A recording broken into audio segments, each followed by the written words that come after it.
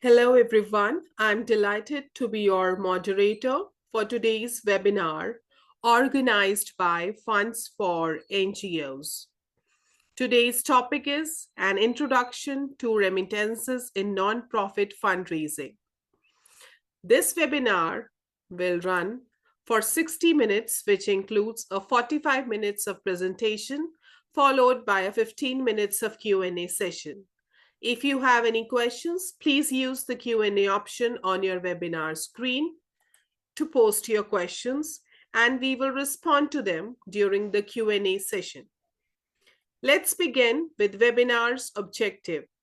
The first objective is to provide an introduction to participants on what remittances are, to provide concrete examples of how remittances are used in fundraising and how they can be used moving forward in a changing fundraising climate in 2025.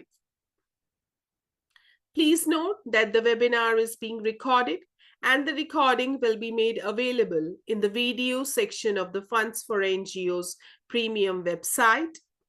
And now allow me to introduce today's trainer, Claire O'Donnell. Claire is a fundraising specialist consultant, having worked in business development for international and national non-governmental organizations for over 9 years. Claire has a master's in international development and diplomacy in Geneva, Switzerland, as well as a graduate certificate in educational technology from Vancouver, Canada. Claire has built fundraising systems in every part of the business development cycle, from corporate engagement to grants management and compliance systems, as well as supported organizations in unrestricted and institutional fundraising and innovative program design. Claire is the executive director and founder of her own consulting firm, supporting organizations to leverage innovations for strategic fundraising with their business development. Now, I kindly request Claire to share her screen and lead the session.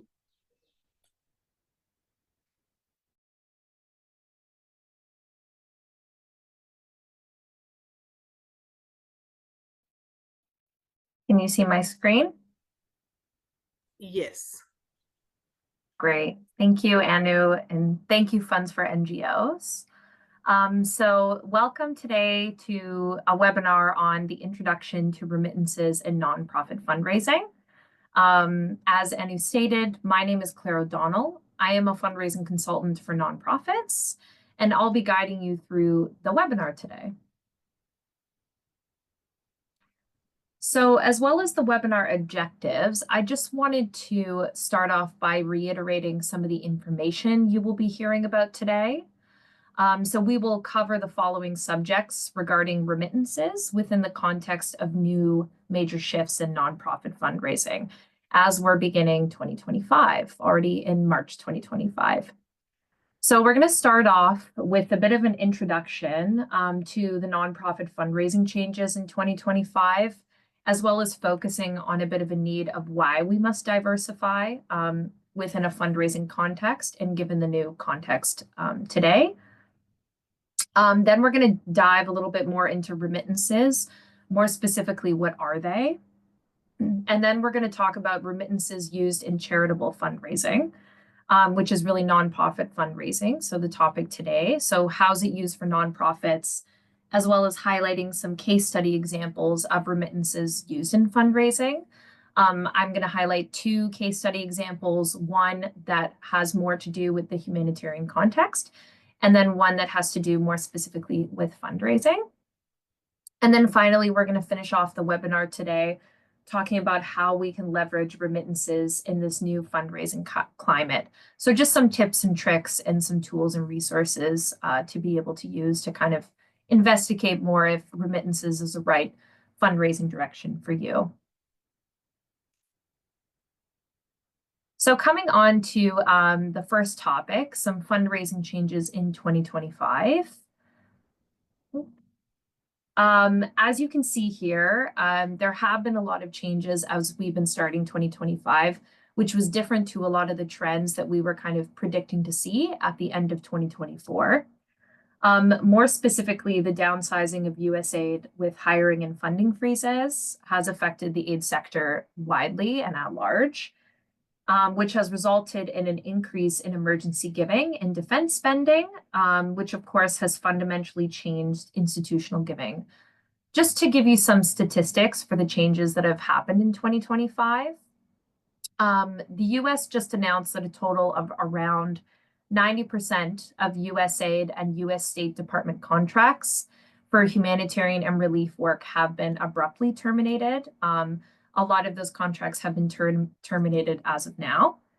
So these drastic cuts follow the USAID stop work order, as well as the 90-day funding freeze that was issued back in January, and is still technically within its 90-day review period. This means that around 83% of programs at USAID have been officially canceled. Around 5,200 contracts have been canceled as well. And the remaining 18% of programs are administered under the US State Department. So this basically means that there's also been a shift in governance when it comes to USAID acting as a sole entity. It's now for the remaining 18% of programs that are still continuing today. A lot of them are humanitarian programs that are still being maintained. They're now managed under the US State Department as a whole. It's expected as we continue throughout 2025 that more termination notices will roll throughout the sector. More specifically, as some of the what we call prime grantees, which are leads in certain projects and proposals from USAID, will start to serve notices to sub-grantees as well. So in addition to some of these changes that are happening more on a US level that's affecting the aid sector internationally, in February, the UK announced a cut to aid programs around the world. So with only around 0.4% of government funding going towards aid programs in an effort to bolster defense spending. It's also really important to look at the economy and how things are shifting there. So there are current increased tariffs that are going on within North America now for goods importing and exporting out of the US, which is leading to some economic crashes and changes in the stock market. So a lot of industrial corporations are bracing for import and export cuts, as well as economic hardship. All of this means that within the given world today, there is less opportunities for institutional giving, and there's less funding and money going around. There are less grants, especially open call grants that are going around now today, or they're for lesser amounts. And this also means that there are some less diverse opportunities. So this has really set precedents for a fundamental shift away from government and institutional funding within the sector into being able to kind of branch out and have more of a diverse portfolio in terms of diverse ways of fundraising. So this is really just to highlight some of the effects. However, not all of this means that there's negativity happening within the aid sector, right? So in terms of opportunity, there is an uptick in immediate emergency spending, which includes conflict states like the Ukraine and Gaza, as well as a maintenance, even within under USAID and the US State Department, of vaccination drives and spending for key crises like HIV. So some of those vaccination drives and that humanitarian spending is still continuing and likely growing as well as a result of all of these shifts. So despite humanitarian funding staying somewhat consistent, for development projects, this means that there is increased competition in fundraising, kind of stating in line with less funding, less grants, more competition is going around. This is both for institutional and corporate giving. For example, open call for proposals have mostly doubled in competition size. So where there were 200 people maybe that would apply for an open call, now it could be 400 organizations applying and looking for those opportunities. So all of this is really making a case that we really need to look towards the future as a sector and kind of plan for more diverse ways to fund core work. and consider fundamental redesigning following what I would like to call the survive, maintain, and respond method. So to go over this method, it is kind of a way for nonprofits to take a look at their finances as well as their programs and be able to prepare for the future. So it's kind of a lens of preparation given the context that we're operating within now, and getting onto how remittances can fit into that maybe as a solution as well. So the first part is survive. This is where nonprofits conduct financial overviews and basically plan for survival.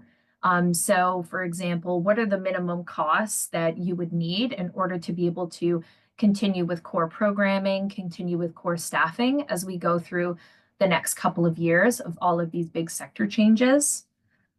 Secondly, there's maintain. So really looking, as well as looking at a financial overview, really looking at which missions are essential for your organizations. So what programs are really core and central to your work, and how do you maintain those, and how are those core programs attractive for potential fundraising, whether that still be open calls or for some more diverse areas of fundraising as well. And lastly, respond is really kind of combining the financial analysis with the program analysis to thinking of how your core functions can adapt. How can your core programs adapt? How can your functions adapt in terms of staffing that you potentially have to continue your core programs and really the core essence of your work? So coming on to a little bit of why is diversifying so important, especially now within the given context that I just highlighted before.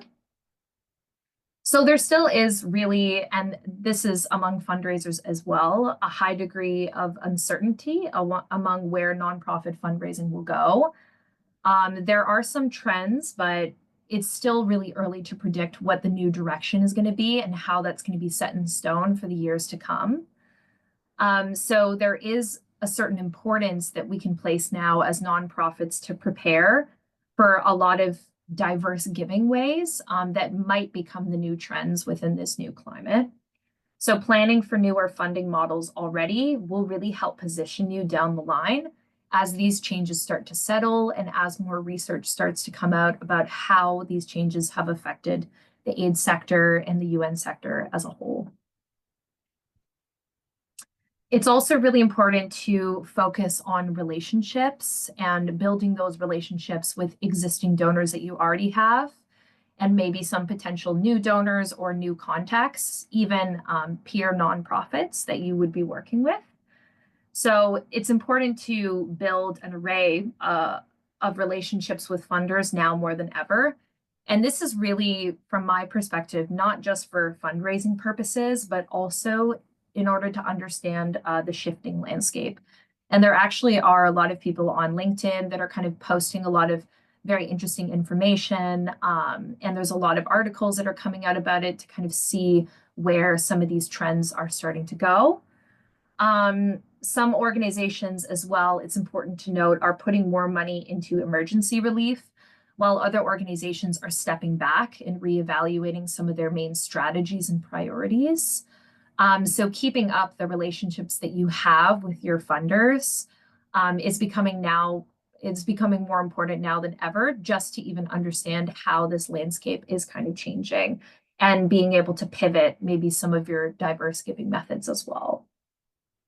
So talking with them will really help you figure out their position, as well as what your position could potentially be.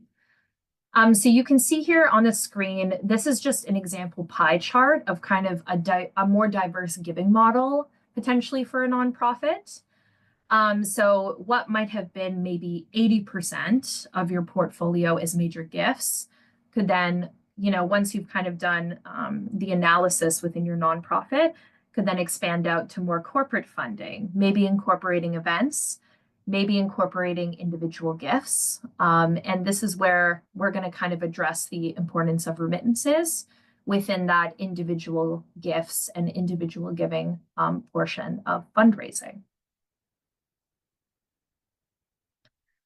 So let's now dive into our first topic when it comes to remittances, which is really just a description of what they are. I would like to present that to everyone to see, to kind of assess the level of understanding and see so that everybody can see what remittances actually are, which is something that has been around in fundraising for a while, but is maybe something to consider as we consider diverse fundraising portfolios.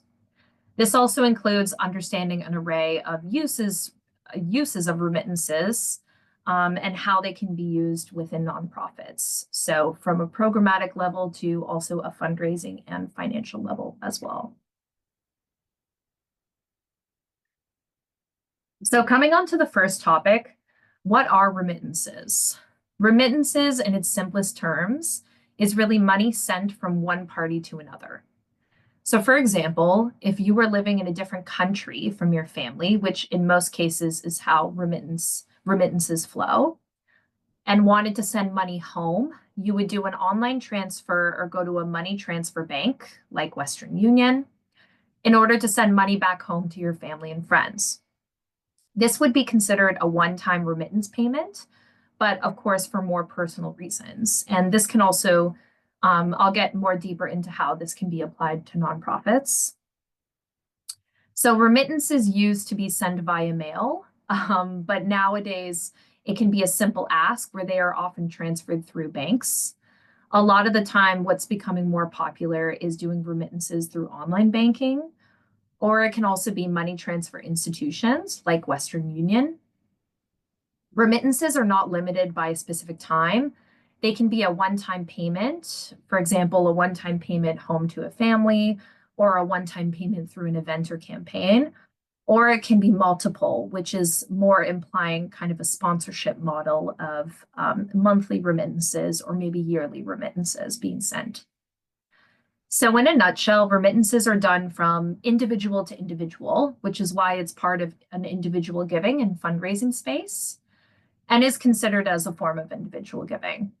So while sums might not equal a huge amount of capital like in institutional giving, where you're usually given a very large sum to carry out a specific project for a certain time period, remittances can add up to help cover fundamental unrestricted costs. So these are small costs that kind of add up, but can be used in certain ways to help your core work or help your core communities that you're working with as well, which is really the main part of remittances. So where can you see remittances? Where can you see them kind of within the nonprofit sector? How do we spot them? So remittances are usually seen as being sent from a developed or first world country to being received by those in countries with potentially more struggling economies. Potentially there's a crisis that might have happened that's been affecting the country, or multi-poverty issues that are systematic as well.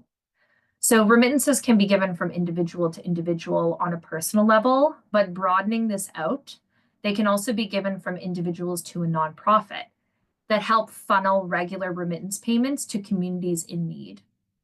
So for example, remittances can be received to help regularly fund education programs in a specific country, especially if that country is struggling with certain portions of education in their systems, which is distributed by the nonprofit in the form of stipends via money transfers or via cash in order to help fund small education projects that take place in communities. Or it can also help fund specific individuals in those communities that require extra stipend support to send their kids to school. So remittances have often been used in specific program designs for communities themselves. So they have often been a part of stipends in programs that are really funded by grant-based funding or institutional and corporate giving. However, with recent shifts, we're starting to see a bit of an uptick. And this is a lot of information taken from the World Bank that do a lot of studies basically on remittance flows globally. We're starting to see an uptick in remittance giving from a personal level as well as organizational level. So remittances have a history of spiking, as I said before, during times of disaster and especially to help with relief support. For example, after the COVID pandemic, which was really a global kind of crisis that was happening, and as well after more specific cases like Hurricanes Grace and Ida, the amount of remittances that were being sent to Mexico and Central America jumped, according to the World Bank.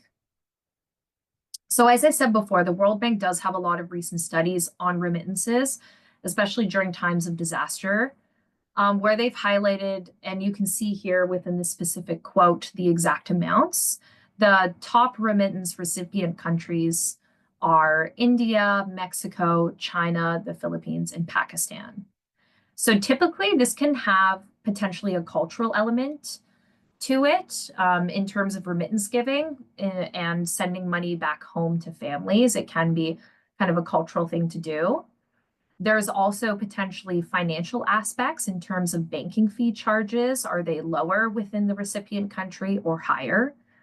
However, these countries, which you do see here, are also typically that are ones that can be hit by relatively frequent seasonal disasters, combined with issues of multidimensional poverty. So there's also elements, programmatic elements of that as well for a lot of remittance flows being sent to these particular countries too, maybe because there's particular disasters that are striking the countries on a very consistent basis. So even if remittances typically do soar during times of disaster, there are histories of remittances being sent more regularly to countries experiencing systemic issues or change. For example, as I said, multidimensional poverty. This also includes seasonal climate-induced disasters where remittances can be really helpful to recover from those really tough seasonal changes, like, for example, monsoon season, when rains are particularly heavy and can cause mudslides or landslides in a given community. So when talking about remittances, it's important to consider that there are financial aspects to it, which typically can detract people from wanting to send remittances due to associated charges. However, some of this is getting a bit better with current financial models and online systems that you can see where remittances have lower banking charges and fees from one country to another. There are a lot of online financial transfer systems that are starting to enable that. And I'll get on that a little bit later in the webinar today. So the analysis from the World Bank that you can see here has only come out as of June 2024, but could still be relevant and potentially increasing as of now and today with all these systemic changes. So some of the considerations include that remittances do require bank fee charges. So the global average cost increased from 6.35% of bank fee charges in the first quarter of 2024 to 6.65% in the second quarter of 2024. This was about a 0.30 percentage increase, and this is likely higher now, especially due to the particular economy that we find ourselves in 2025. Secondly, banks tend to charge more than money transfers or online transfers. So they do charge more than particular like online transfers, for example, Wise. Where sending remittances through a bank was as high as 13.4% globally within the second quarter of 2024. It's also important to note when considering financials and remittances, the geography does matter. As you could see before, a lot of the high remittance countries that were recipients of remittances were in South Asia. So South Asia is considered the lowest cost receiving region. So that's basically where their bank fee charges are lower. And Africa is actually still considered the highest at around an 8.37% global average cost of bank fees and transfers. So this might, geography really does become a factor when considering finances in that. And lastly, credit or debit in the second quarter of 2024 was the lowest cost instrument for remittances that quarter. Of course, this might have changed, especially with the given trends of online transfers becoming more and more accessible for global transfers or international transfers online. So coming on to how remittances are used in nonprofits. Remittances paid virtually through an e-transfer are often used by nonprofits as sponsorships or campaigns. So this is really a virtual way of giving remittances that can also be flowed through a nonprofit and then given to a particular community as cash or as cash transfer. So for example, a specific project is often advertised to the nonprofit's individual network, or maybe individuals that like to give to that nonprofit for sponsorship. That nonprofit collects e-transfer donations to help towards that single project. This can either be sponsored by a single individual donor, or it can be sponsored by multiple donors. So remittances don't necessarily have to be a family member. They don't have to be one person. They can also be an organization that maybe wants to sponsor or give. Which sometimes is a more accessible option for corporates or for other institutional donors. In terms of campaigns, virtual campaign drives can also help advertise a specific cause within the nonprofit and collect remittances that way. It can really be like a time-bound campaign in which you use remittances and cash transfers to be able to get money to a specific project within a certain time period of a campaign being launched online. So secondly, larger NGOs a lot of the time are starting to work with banks to facilitate remittances to their nonprofit work. And this is still something that's emerging and continuing today. So since remittance funding is growing, banks are often getting a lot more interested in participating in remittance funding flows because of the bank transfer fees and the opportunity for digitization. So basically promoting their online digital e-transfer applications and models. So some banks are starting to partner with local nonprofits, typically larger nonprofits we're seeing now, but that can also happen on a local basis to run remittance campaigns, driving traffic to their banking website, which is a plus for them, where basically customers would have an option of donating a higher percentage as a remittance to a variety or one nonprofit or a specific project that is close to their heart. This is usually happening with banks that are focused on digitization and cross-border transactions, so there is a benefit for them, rather than seeing that with money transfer services where that is growing at a bit of a slower rate.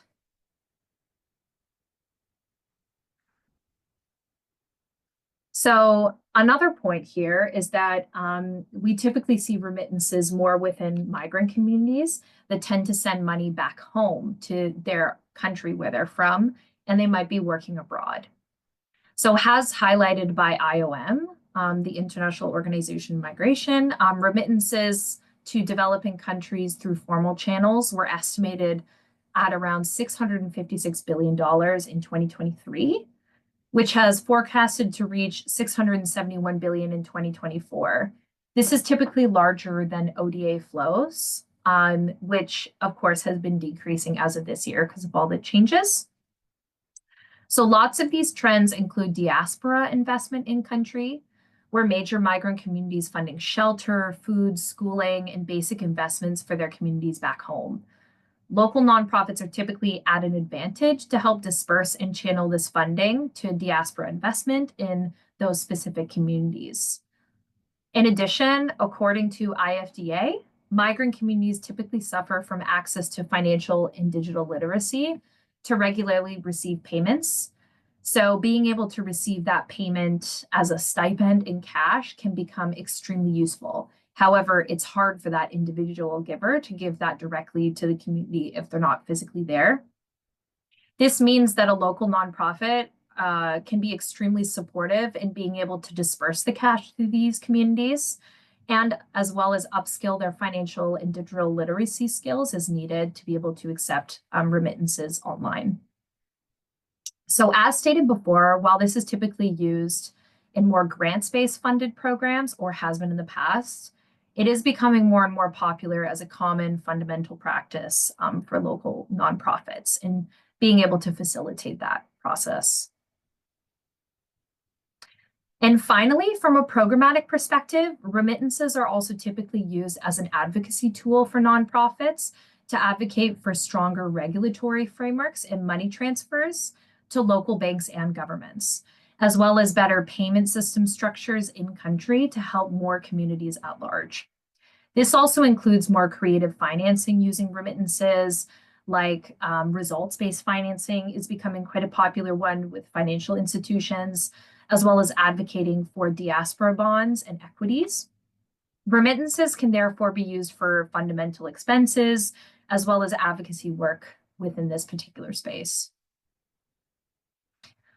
So finally, lastly for this section, I just wanted to emphasize why remittances are increasing and important. And you can see the quote here from UNDP. Remittances are resilient lifelines for developing countries, even in times of economic downturns. So they are becoming increasingly important because they are often become lifelines during times of economic downturn and hardship, which arguably is a bit of a space where we're in 2025.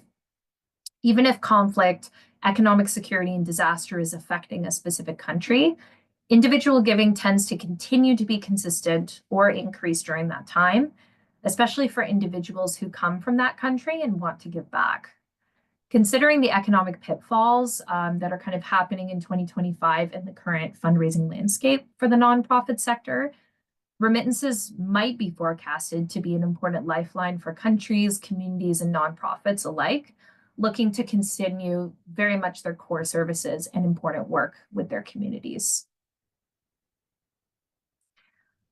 So let's now come on to the second portion of our webinar today, which is focusing on two specific case studies. So one case study highlights more how remittances were used in an emergency setting. And then the second case study is more fundraising focused on how remittances are combined with funding by donors, maybe more classic donors, to create cash transfer flows to communities in need. So the first case study that I'm going to take a look at here in terms of remittance flows is actually the 2015 Nepal earthquake.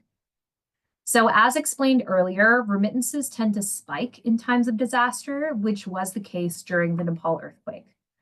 There were numerous media stories coming out at the time about individuals and communities helping each other, of course. Nonprofits and larger organizations were involved in helping too.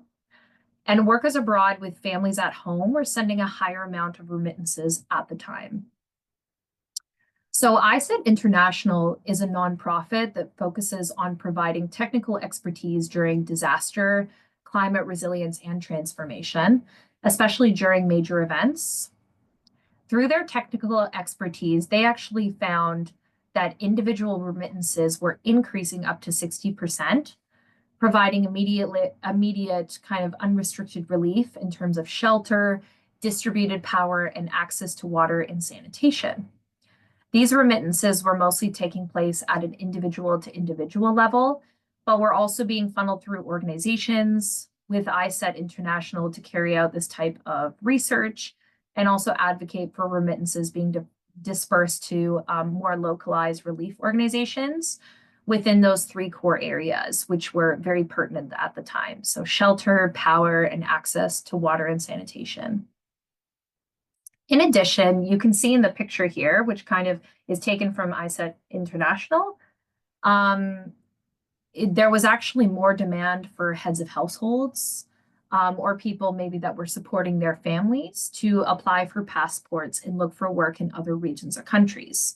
This was in order to be able to send remittances back to their families or maybe be able to support their families back home in some of the rebuilding activities going on after the aftermath of the earthquake, since a lot of businesses were destroyed during the earthquake. So coming on to the second case study, which is Give Directly. I wanted to offer a different perspective of remittances. So Give Directly, is actually a type of nonprofit for cash transfers, or I guess in a larger sense, remittances, since cash transfers is a part of that, for poverty relief, as well as emergency relief, basic income, refugees, and climate survival. So they work within all of those particular areas. Again, very emergency focused. You might be thinking that this is a similar platform to other crowdfunding platforms, but actually it channels a lot of funding from bigger donors like IKEA Foundation, the Global Innovation Fund, and USAID, as well as individual donations within time-bound campaigns as remittances, which eventually end up as cash transfers to specific programs that are linked to reducing poverty and kind of the emergency relief aspect of Give Directly's mandate. So they do focus on specific countries where they have relationships with cash transfer institutions to ensure the cash goes to the right people and in a transparent way. That's why they're defined as a nonprofit organization, because they do have specific programs, they have specific donors, and they combine that with the individual giving by enabling cash transfers and remittances more easily to those most vulnerable. In terms of current campaigns that they're actually running right now, accepting remittances as well as larger donors, Give Directly was really quick to respond to the current USAID funding cuts, as USAID was also a donor for Give Directly beforehand. They basically had a commitment of around 20 million to those living in extreme poverty, which unfortunately was canceled. So this has been canceled by USAID, and basically as an emergency response, Give Directly is running its own time-bound campaign to raise 1 million from donors and maybe existing current donors that they have and new donors, and remittances from individuals to help fund families impacted by the USAID programming cuts that previously received support probably from USAID programs, but then now that's been cut. They're aiming to kind of help bridge that gap. So while this doesn't necessarily cover the original amount in full, it does help bridge the gap in some portion of emergency relief at a time for individuals on the ground who may be living in extreme poverty or may be suffering from these particular programming cuts. So this is in part kind of enabled by remittances and through those cash transfer flows from a nonprofit to individual communities. So taking all of this into consideration, what remittances are, the current global context and environment, as well as some case studies we've explored, let's now come into our last segment of the webinar today, which is focusing on how we can kind of leverage remittances in 2025. So similar to describing how remittances are used in nonprofits, as well as focusing on the case study of Give Directly, I think one of the more obvious ways that remittances can be used as we move forward in potentially looking at it to diversify our fundraising portfolios is through campaign emergency relief. So similar to Give Directly, former donor-funded programs can be combined with campaigns inviting remittances and funneled to direct programming, very core programming maybe for a nonprofit and for the communities that they serve, as well as those in need as part of emergency relief efforts. There are a lot of former donors that had very restricted grants that are starting to become a bit more accepting of some changes within those previous contracts and grants. So that's maybe something to consider with your former donors or the current donors that you have to see if they would also be open to combining funding for core programming or specific fund programs that they were originally funding with individual giving through remittances. There are also a lot of organizations that are running their own campaign emergency relief that are giving small micro grants to nonprofits that can be used in a much more core program way. So they're basically unrestricted grants that are going on right now. And maybe that's also something that can be combined to help support core programming with these time-bound campaigns for emergency relief. Also, coming on to the more programmatic aspect of how remittances can be used within this year is through advocacy and research. So there is actually quite a bit of research on remittances and their flows. There's a lot of research that's come out from the World Bank, of course, who's done a lot of research on this. But there's also still a lot to do at a local level in terms of advocating for reduced bank fees, especially within this current context, where incoming cash is really needed for these types of programs in local nonprofits, as well as research on greater remittance flows and its effectiveness. I think there's still a lot of past research that on remittances that does apply nowadays, but given the changing landscape, there's a lot more that basically can be done to see how that's increased or how that's changed at a global landscape. So little research, for example, has been conducted on remittances amid the USAID funding cuts and kind of how that's affected the system globally. In terms of some key tips for using remittances in 2025, maybe for your specific program or your specific nonprofit, do look up your country's remittance flows. This is a really important element because, as stated previously, financial flows are really affected geographically. So how much does it really cost to do a cash transfer from bank to bank? Does that vary within each banking institution? Are there some more accessible than others? Are there online transfer platforms available? And is it a popular thing to do? Are remittance flows popular within your specific country of operation, or is it not?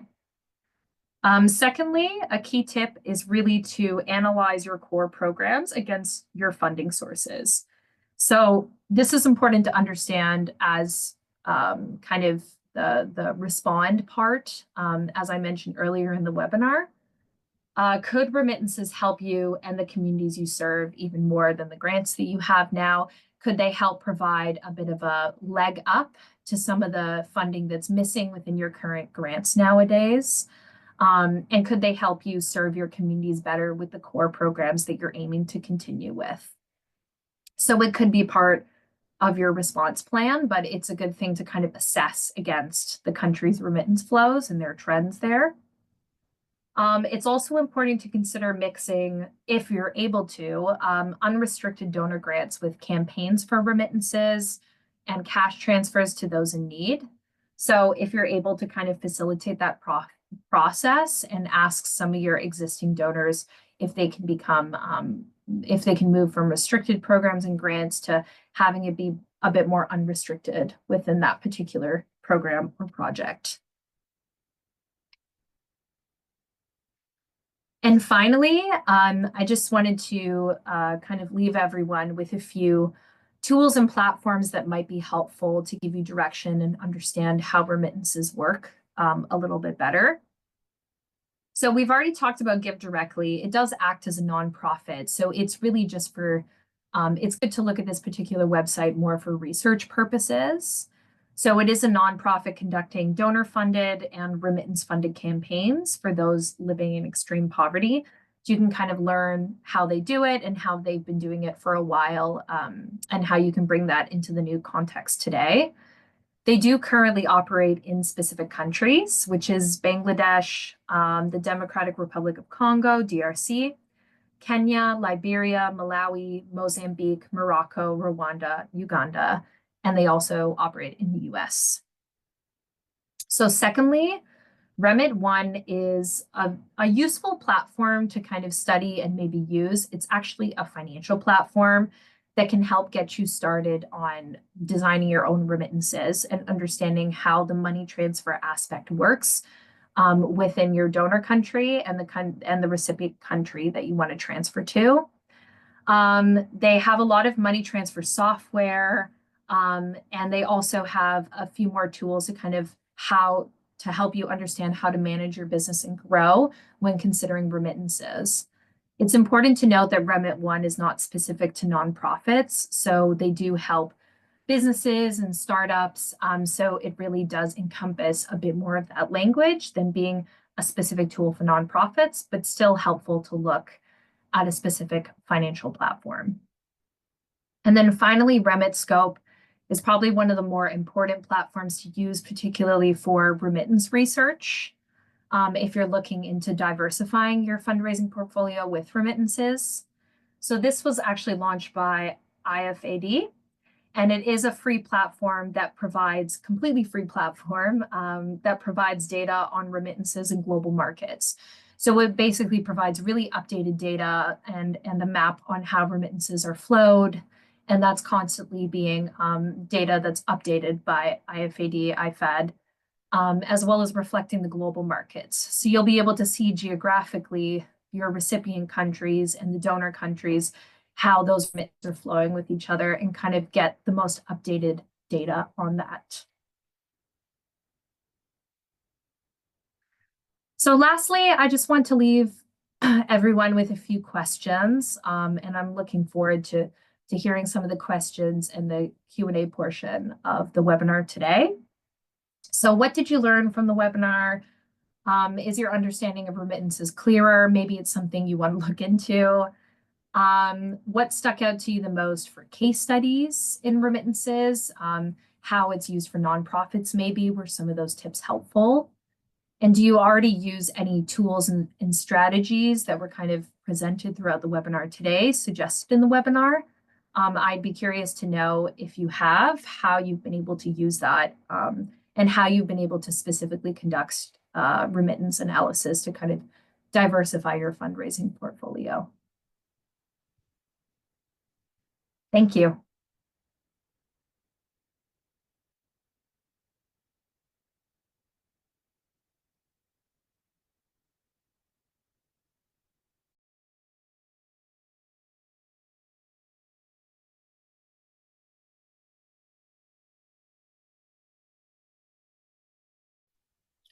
Thank you, Claire, for your insightful presentation.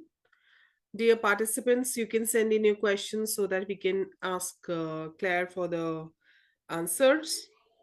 The first question from participant is remittances are individualized in Nigeria.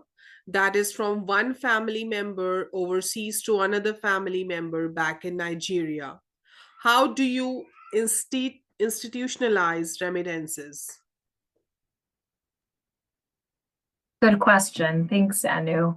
I think actually that's something that can be utilized. As I had said within the webinar, nonprofits potentially have a specific space where if people are sending money back to their family members, maybe they also want to send money back to those particular communities.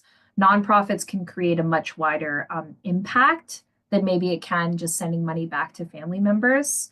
So I think it's important to kind of more specifically as a nonprofit be able to launch those remittance campaigns, maybe encouraging some people to flow that through more core programming, which is similar work to, I don't know, maybe some of the interest areas. It's also important to have those time-bound campaigns be specific to their interest in country. So really understanding what your individual donors or individual givers, what are they passionate about? Why are they sending money back home specifically for what? Is it for education? Is it for schooling? Is it to help with a particular emergency relief? And can that be a service or a support that's better provided by a particular nonprofit? So remittances itself can also, it's important to also encourage the kind of individualization of sending that home to their family members. It's personal, and it makes sense, and it helps the country at large. But basically, it's important to understand more how nonprofits can fit into that, like through campaigns and understanding your individual giving base. All right. Thank you for your input, Claire.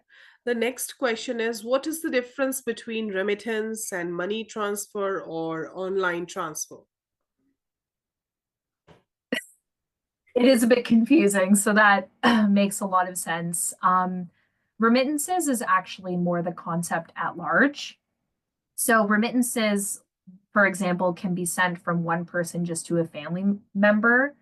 Money transfer and online transfer is more the way to do it, that basically can facilitate remittances. So with that big concept in mind, where it's giving money from one person to another, money transfers can usually happen through banks. They can happen through money transfer institutions like Western Union.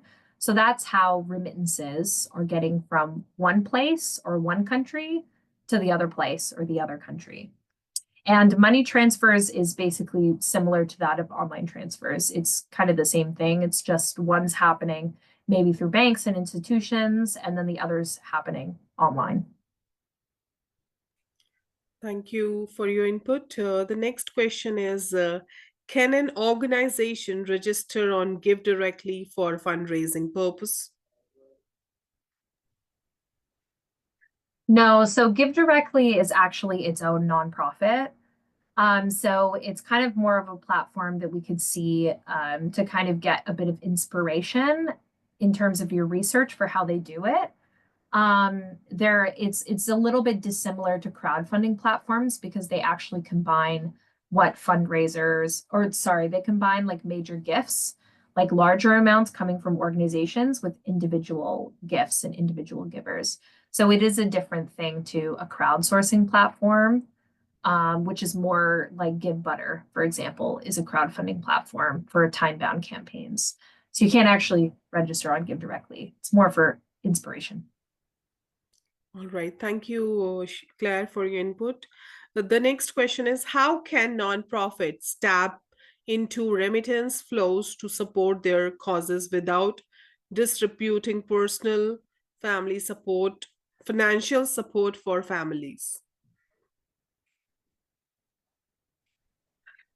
Yeah, I think that's kind of coming on to the similar point on how nonprofits can enter this particular um, fundraising technique and remittances. It's not necessarily from stopping individuals giving to their families and funneling that through nonprofits, right? We still want to make sure that that money gets to their family members. That ultimately helps a community. But I think it's more about how the work that you're doing within those communities can reach a lot more people and be a lot more impactful on the areas that they care about. For example, if they're giving back to their family in terms of education, it's more kind of understanding, okay, there's a campaign as a nonprofit that we can launch here that helps funnel even more people that are giving to their families in education. We can help create a campaign that gets and helps education stipends within that particular community. So it is kind of, it's more on a research level, understanding how that flows and being able to use the causes that matter most to them within your nonprofit campaigns as remittances. Thank you for your input. The next question is, participant is asking, our nonprofit is doing a lot of scientific research and stakeholder engagement. If we use remittances, I am afraid it will look like a crowdfunding. What is your insight? Good question. Sometimes it can, there's a very slight difference between remittances and crowdfunding. So I think that is where a lot of people do get confused. So I think making sure that you're communicating to your stakeholders what remittances actually are and backing that up with research and evidence that's around. For example, some of the research that's coming out of the World Bank is really useful that basically describes the differences between it really clearly describes what remittances actually are and how remittance flows works rather than it just being like a crowdsourcing campaign that's coming from a bunch of individuals. So I would say that that's probably something to be careful with, I guess, in your stakeholder engagement and scientific research, really emphasizing that distinction. And again, the World Bank is a really good resource where they have a lot of that information. Thank you, Claire, for your input. The next question is, what are some strategy have you put in place interims remittance support? Right. So some of the strategies put in place, I mean, really from my own fundraising experience, has been a lot of similar things to what Give Directly does, as well as some sponsorship programs. So remittances can be really good when you're doing fundraising to specific donors and maybe combining that with like an online time-bound campaign or an online crowdfunding campaign. So you can basically combine both of those in a specific sponsorship. There are a lot of organizations or individuals that will maybe sponsor a particular project on a monthly basis, as long as you fundraise for that specific project itself. So that's basically like a monthly cash transfer in the form of remittance that would be coming in through a sponsorship. And you'd be able to do sponsorship reports on that. So that's also a very useful way that I've been able to kind of implement as a fundraiser remittance support. So it's not necessarily just through campaigns and making that distinction between crowdfunding and like time-bound campaigns and how that's combined with remittance, because sometimes that can be a bit difficult to argue or to justify with some stakeholders and donors. So sponsorships is kind of another model where I think remittances are really, really interesting. And especially now that there's a lot of emergency relief support, I think there's a lot of sponsorship opportunity within that. Thank you, Claire, for your input. The next question is the tools you mentioned, like Give Directly or Remit, one, how can they be used in fundraising? Yes, thanks, Anu. I see a few questions on that. So they can mainly be used in fundraising for research purposes. It's not necessarily a crowdfunding platform. It's just to be able to help you understand a little bit better how Give Directly combines remittances with donors, with kind of the larger, more major gift donors, as well as nonprofits. And the Remit platform, Remit One, is basically a financial institution that can help you set up remittance transfers. So you can basically do your cash transfers, accepting remittances and flowing that to your nonprofit through that particular financial platform.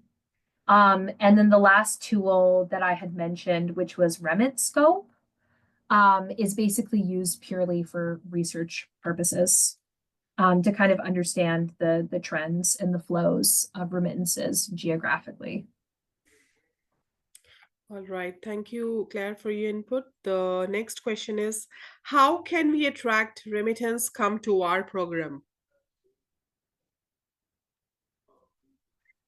Yeah, so I think a lot of that has to do, I kind of mentioned some tools in the webinar. A lot of it has to do with having those conversations with your existing donors. Maybe some of them are interested in sponsoring particular projects. So again, flowing that through sponsorships or through a particular campaign. And then also the other half of that is really comms. So kind of similar as inspiration to what Give Directly does. It might be a campaign that basically combines some of the remittance flows, individual giving, and donors that are giving to that campaign, and conducts those cash transfers to communities, being able to kind of advertise that. And that's where the introduction of crowdsourcing platforms can happen. Advertising some of your work as well to individual communities can be really important.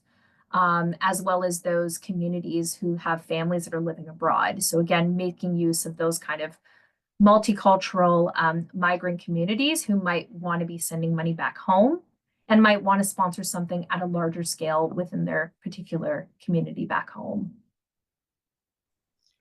All right. Thank you, Claire, for your input for all the questions. Dear participants, as now we have reached the end of the webinar, I want to thank each one of you for your active participation. Please take a moment to fill out the feedback form for today's session. Your input is crucial in helping us to improve. If you have any questions or suggestions, feel free to contact us at support@fundsforNGOs.org. The feedback form will appear on your screen in a moment. Once again, thank you, Claire, and all the participants, and we look forward to seeing you in our next webinar.